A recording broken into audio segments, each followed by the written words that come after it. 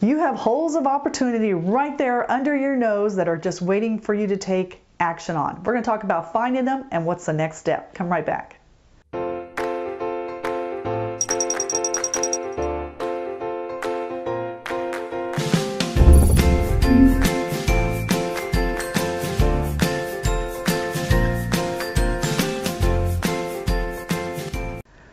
Hi, I'm Ginger Bratzel from New Patient Attraction Automation at gingerbratzel.com, where we help dentists to create tremendous growth and strategies in their practice and coach them through and making that happen. And it's always my pleasure in training them and helping them achieve their goals.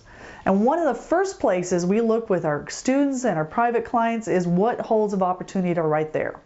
Well, within your practice you have holes. There's things that are not being tapped and utilized the way they should.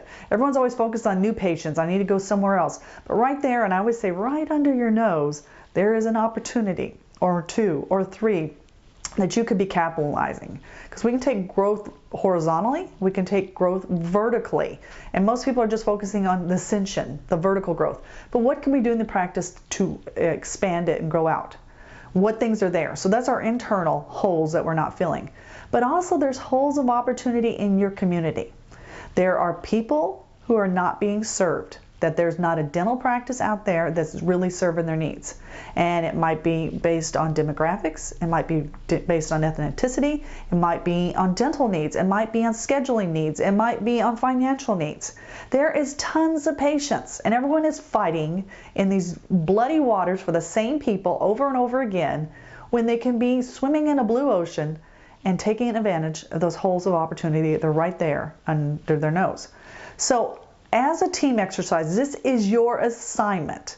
I want you to go back and break a line. I want you to draw on a whiteboard, a big piece of paper, whatever, for everyone to see. I want you to draw two lines, one down, I'm going to make two columns, I should say, one down the middle. So I want you to do holes of opportunity that already exist in your practice. What's not going on? Is reactivation not working the way it is? Are we not following up on treatment plan because we're so busy putting out fires? What steps could we do to incentivize people to do more treatment? What are all those opportunities that are sitting right there in our practice? That's our first holes of opportunity. And then second, I want you to branch out into your area. I want you to go through and see who you think is not being served. Not just because you have this magical dental procedure and you want to do more of it. That's not what they're asking. What do these people need? What do they want? And if what you do matches it, then it's a go. But don't try to shove a square peg in a round hole. And that's the frustration. That's what you're rolling the ball up the hill. Find the opportunities that already exist.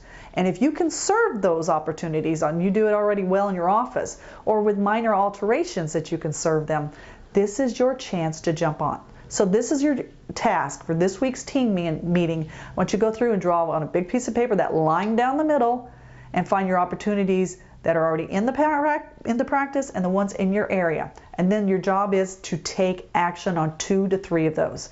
Put them in a sprint and see what you can do in the next 2 weeks to make that happen. What can you do to get going? How can you get the momentum going? So that's your task. Until next time, this is Ginger Bratzel signing off. Bye-bye.